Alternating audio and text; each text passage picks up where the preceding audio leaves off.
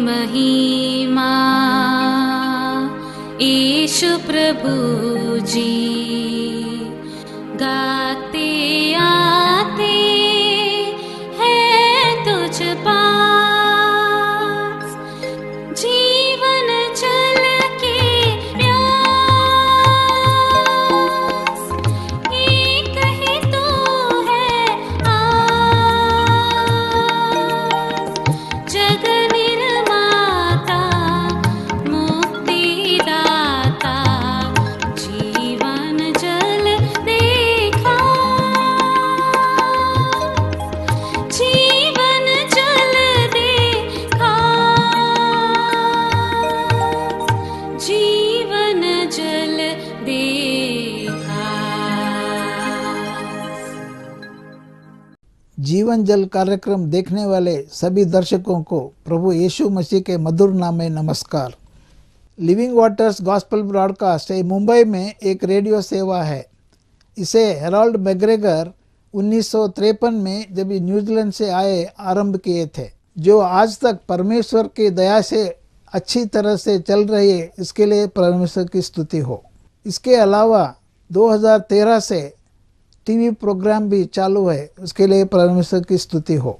मुझे उम्मीद है कि आप ये प्रोग्राम्स देख रहे हैं और परमेश्वर का आशीष पा रहे हैं, और आपके जीवन में भी परमेश्वर का महान योजना पा रहे हैं। हमारे कार्यक्रम का ये मुख्य उद्देश्य जो परमेश्वर का वचन बाइबल में जो लिखा है उसको समझाने के लिए है। परमेश्वर का वचन कहता है, आप सत्य को जानो और सत्य आपको स्वतंत्र करेगा। प्रभु यीशु मसीह वो सत्य है, जिसने उसे जाना है वो स्वतंत्रता पाए हैं।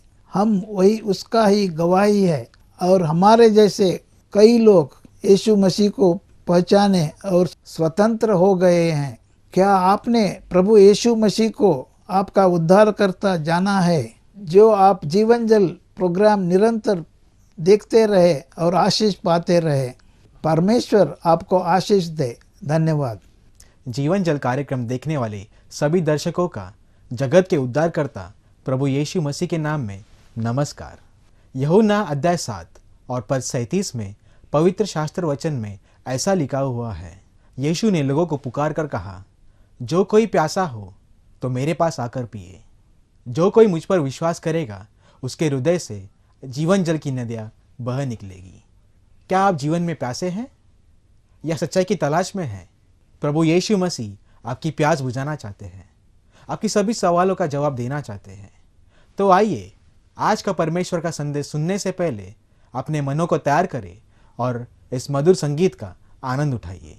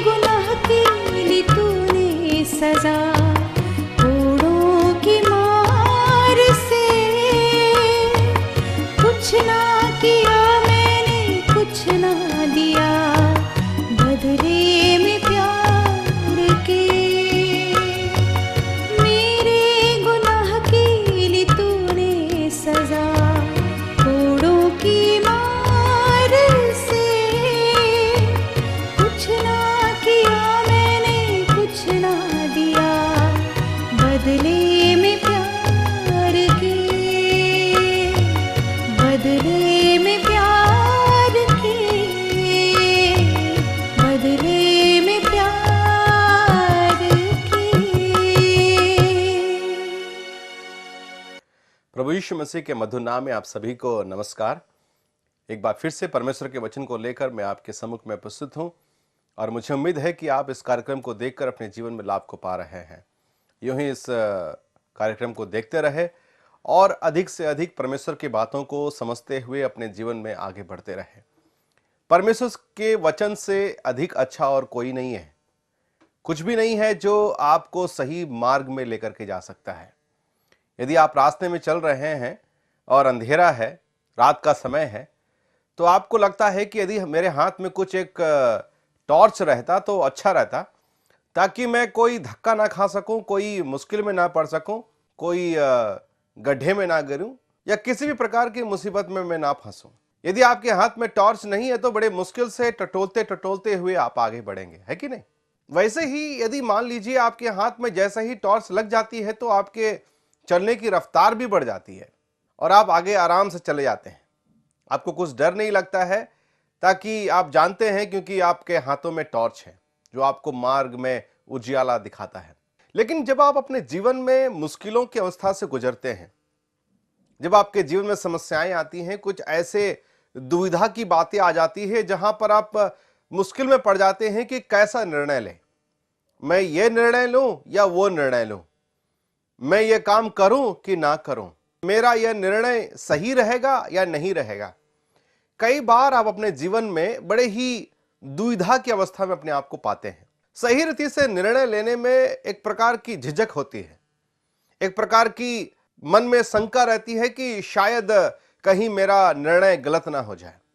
चाहे वह शादी के बारे में हो, चाहे नौकरी के बारे में हो, चाहे किसी के साथ में एक व्यापार का कोई रिश्ता बांधने के बारे में हो, या कोई जमीन या कोई संपत्ति खरीदने के बारे में हो, या किसी भी प्रकार की जो बड़े से बड़े जो निर्णयों को हम अपने जीवन में लेते हैं, उस समय में बड़ी ही शंका के साथ में, बड़ी ही दुविधा के साथ में झिझकते हुए हम निर्णय को लेते हैं। हम में से कई निर्णय लेने से पहले या तो किसी से सलाह मशवरा करते हैं, कुछ लोगों से पूछते हैं कि भाई साहब आप बताइए कि ये निर्णय लेना आपके ख्याल से सही है या नहीं है, और कुछ लोगों के विचारों को सुनने के पश्चात हम लोग कई बार निर्णय को लेते हैं। कई बार निर्णय लिया जाता है केवल एक अंधेरे में लाठी चलाने के बराबर। मतलब कई लोगों को मैंने देखा है, चित या पट करके निर्णय ले लेते हैं। चित आए तो मैं जाऊंगा, पट आए तो नहीं करूंगा, बस ऐसा करके निर्णय लेते हैं।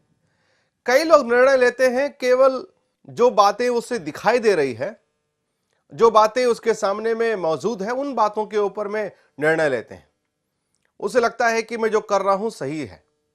लेकिन कई बार देखा गया है कि ऐसे निर्णय आपको मुश्किलों में डाल देते हैं, अब फंस जाते हैं। आपके दोस्तों के द्वारा बताए गए विचार भी आपको झूठे लगते हैं। चित या पट का मामला तो बिल्कुल भी बेकार लगता है, और आपके मन की जो पुकार जो बताते हैं वो भी कई बार आपको धोखा देता है। उस समय में आप क्या करेंगे?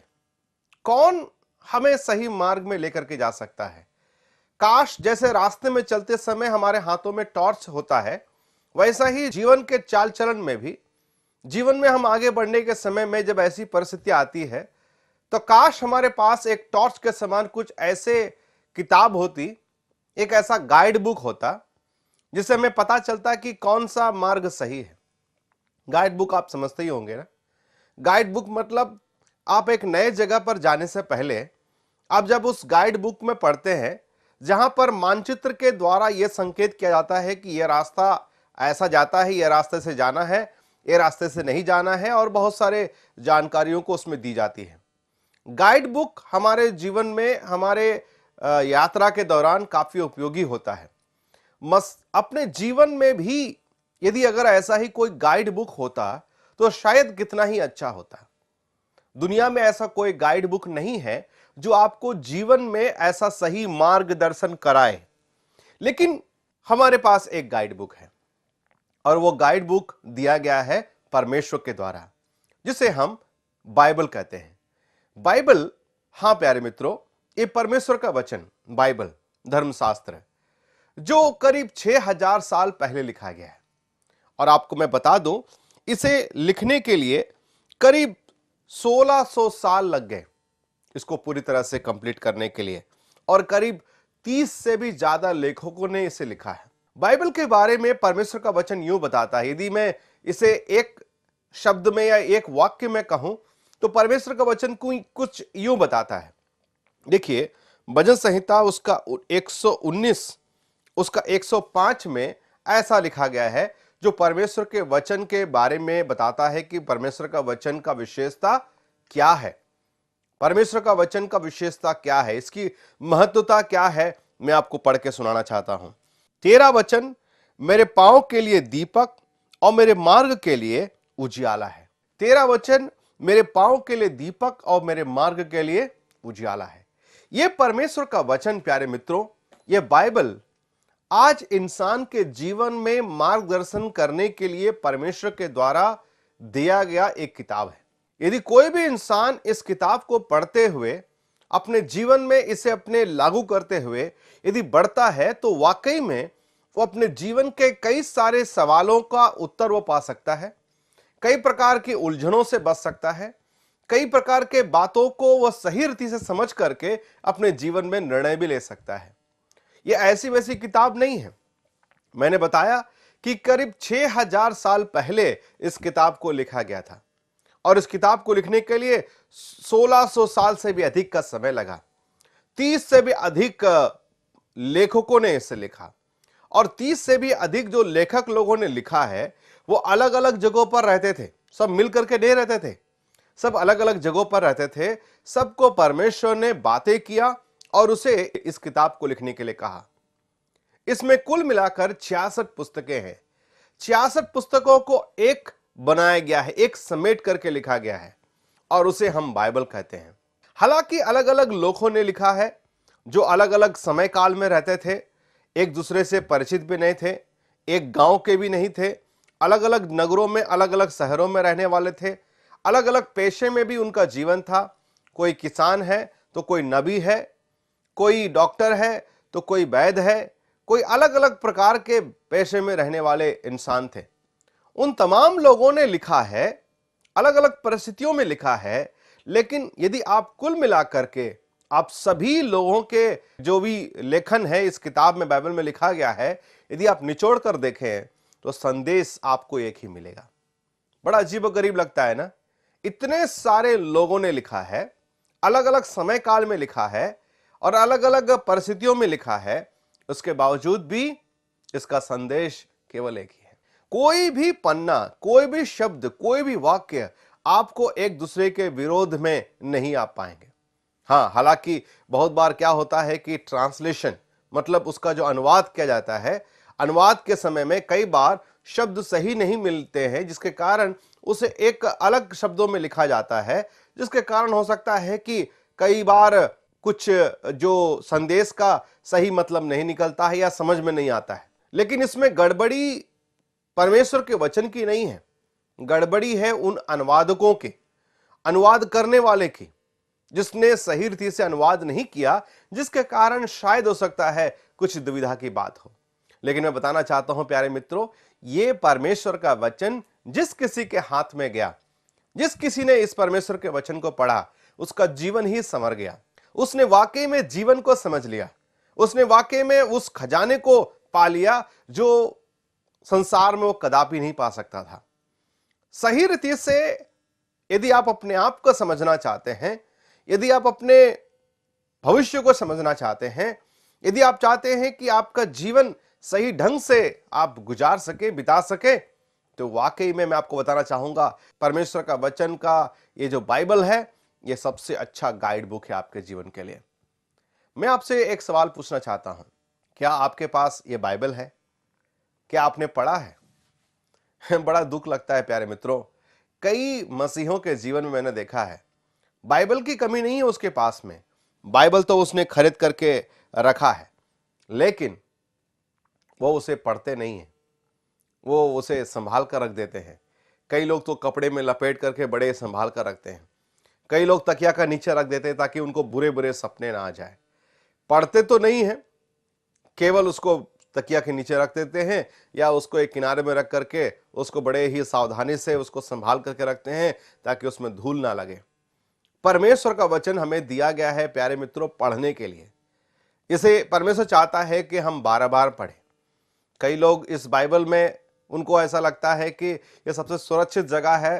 तो मैंने कई लोगों के बाइबल में टेलीफोन का बिल पाया है, इलेक्ट्रिक का बिल पाया है, और बहुत सारे लोगों के बाइबल में बहुत सारे चिट्ठियां हैं, बहुत सारे पैसे को रखा जाता है।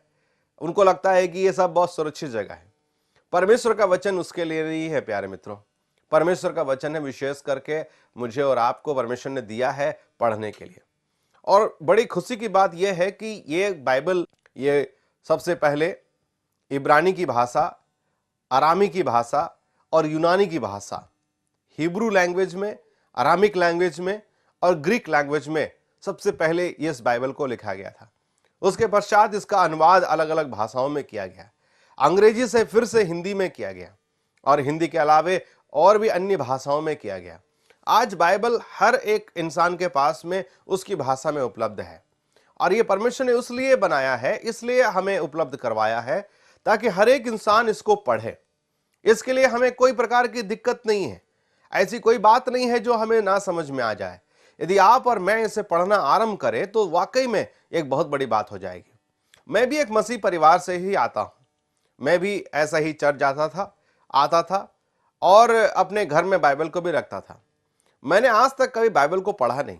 बाइबल को लेकर के जाता तो था, आता भी था, लेकिन कभी मैंने बाइबल को खोलकर पढ़ा नहीं। बहुत ही कम समय में जब कभी मुझे कुछ ऐसा जानना पड़ता था, कुछ ऐसे निर्णय लेने पड़ते थे, तो मैं अपनी आंखों को बंद करता और बाइबल के बीच में उंगली रख करके उसे फट से निकालता और मैं पढ़ना आरंभ करता था। और मुझे लगता था कि ऐसे ही परमेश्वर मुझसे बातें करेंगे, लेकिन मैं तो गलत था प्यारे मित्रों। परमेश्वर कदापि ऐसा नहीं चाहता है कि हम इस रीति से पढ़ें। कभी कभार या हम ऐसे परिस्थितियों में जब आ जाए, जब हमें कोई निर्णय लेना हो, तब हम पढ़ें। नहीं, परमेश्वर का वचन को इस रीति से पढ़ने के लिए नहीं बनाया गया है। परमेश्वर का वचन हमें परमेश्वर ने इसलिए दिया है कि उसे हम बारंबार पढ़ें। अपने जीवन के हर एक दिन में आप प्रतिदिन जैसा ही सुबह उठते हैं, संसार के लोगों से बातें करने से पहले, संसार के लोगों के बातों को सुनने से पहले, मैं आपसे निवेदन करता हूं, नम्र निवेदन करता हूं, आप थोड़ा समय निकाल करके परमेश्वर के वचन के नजदीक बैठ करके इस बाइबल का अध्ययन करें, उसे बारंबार पढ़ें, उसे समझने की कोशिश करें। यह आपके जीवन को सही मार्गदर्शन करेगा। उस दिन कैसे निर्णय लेना है, उस दिन आपको कहां जाना है, उस दिन आपके जीवन को किन बातों का ख्याल रखना है, हर एक बातें परमेश्वर का वचन में आपको स्पष्ट रीति से बताएगा। परमेश्वर लोगों से बातें करना चाहता है। वो परमेश्वर हमसे बातें करता है। परमेश्वर अपने वचनों के द्वारा, वचन के द्वारा ही वह बातें करता है प्यारे मित्रों। इसके अलावा और कोई दूसरा मार्ग नहीं है परमेश्वर जिसके द्वारा हमसे बातें करने पाए। आज परमेश्वर के वचन के द्वारा हमसे वो संपर्क करना चाहता है, वो हमसे बातें करना चाहता है। उनकी बातों को सुनना है, उनके मार्ग में चलना है, उनके बताए हुए उस नियम को पालन करते हुए जीवन में बढ़ना है। तो आपके जीवन में सबसे अनिवार्य है कि परमेश्वर के वचन को आप ध्यानपूर्वक सुने। यदि आप सुनते हैं तो जरूरी आपके जीवन में परमेश्वर बहुत बड़ा कार्य कर सकता है। ये मैंने अपने जीवन में अनुभव करके देखा है। दुनिया में जिस किसी ने भी परमेश्वर का वचन को सही ढंग से पढ़ा है, निरंतर पढ़ा है, प्रतिदिन पढ़ा है, उसने अपने जीवन में सच्चाई को जाना है। जीवन क्या है उसने अपने आप को जाना है। परमेश्वर के नजदीक जब हम आते हैं, वचन को जब हम पढ़ते हैं, वचन को पढ़ने के पश्चात आप वाकई में अपने जीवन को समझ पाते हैं। दुनिया में कई बार इसी बाइबल को नामो निशान मिटाने की कोशिश की गई है। कई लोगों ने बाइबल को जला दिया, कई लोगों ने जहां पर इसकी प्रिंटिंग होती है प्रिंटिंग प्रेस में आग लगा दिया। कई बार कई देशों ने इसे अपने देश में लाने से लोगों को मना कर दिया। कई प्रकार के रुकावटों को उन्होंने उत्पन्न किया, लेकिन इसके बावजूद आज भी बाइबल है और पूरे दुनिया में यह बाइबल है, अलग अलग भाषाओं में यह बाइबल है और बाइबल हर एक के इंसान में आशीषों को लेकर के आया है। जब कभी इंसान पढ़ता है उसके जीवन में परमेश्वर आशीष देता है। प्यारे मित्रों, यदि आपके पास में नहीं है, मैं आपसे विनती करना चाहता हूं, कृपया करके आप अपने जीवन में एक बाइबल को जरूर खरीद लें। बाइबल को खरीदे, उसको पढ़े, उसको अच्छी तरह से समझने की कोशिश करें। यही परमेश्वर चाहता है। इसी के द्वारा ही परमेश्वर आपसे बातें करना चाहता है। यह परमेश्वर का पवित्र वचन है। कई बार कई लोग मुझे बोलते हैं, ब्रदर बाइबल को पढ़ना और समझना उतना आसान नहीं है। कई बार हम पढ़ते हैं लेकिन उसका अर्थ समझ में नहीं आता है, तो इसके लिए हम क्या करें? मैं उन्हें एक ही सलाह देता हूं, भाई या बहन, आप चिंता मत करना कि बाइबल की बातें आपको समझ में आती है या नहीं आती है। आप पढ़ते जाना, पढ़ते जाना, पढ़ते जाना। आप प्रतिदिन पढ़ते जाना, निरंतर पढ़ते जाना, कभी भी रुकना नहीं। ये ऐसा होता है जैसे कि मान लीजिए आप एक छलनी है जो आटा छानते हैं ना, वो छलनी में पानी डालने के बराबर है। यदि मान लीजिए आप छलनी में पानी को डालते हैं तो क्या हो जाएगा? पानी क्या छलनी में ठहर जाएगा? नहीं, पानी तो नीचे से बह निकलेगा। आप पानी डालते रहिए, छलनी से पानी नीचे की ओर बाहर निकलेगा। आप जितना भी डालेंगे वो छलनी पानी से भर नहीं जाएगा, लेकिन नीचे से निकलता चला जाएगा। परमेश्वर के वचन को आप बारंबार पढ़ते हैं, लेकिन आपको शायद हो सकता है समझ में नहीं आए। ये उसी समान है जैसे कि छलनी में पानी को डालने के समान। लेकिन मैं आपको एक बात बता दूं, छलनी में आप बारंबार जब पानी को डालते हैं, हालांकि छलनी पानी से भर नहीं जाता है, लेकिन एक काम होता है। वो क्या है? छलनी पानी से धुल जाता है।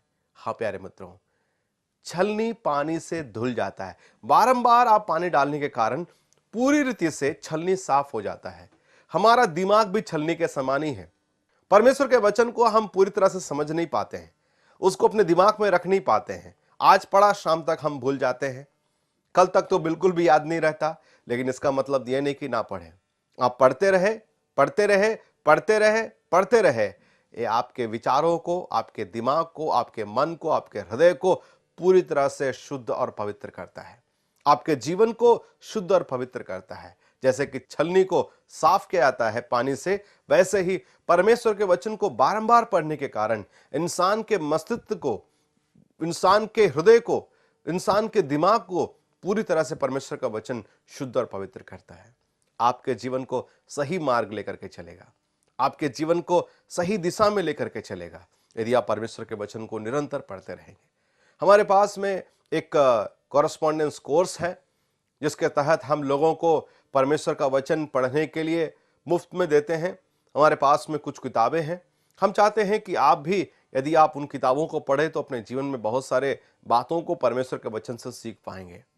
कोई नहीं होगा जो आपको सही मार्ग बताएगा। आपके दोस्त लोग, आपके यार, आपके बंधु, आपके प्रियजन भी आपको गलत रास्ते में लेकर के चले जाएंगे, लेकिन परमेश्वर का वचन कभी आपको मिसगाइड नहीं करेगा, गलत रास्ते में लेकर के नहीं चलेगा। तो क्या आज ही आप उस कॉरेस्पॉन्डेंस कोर्स को लेना चाहते हैं? तो यकीनन हम वो आपको मदद करने के तैयार हैं।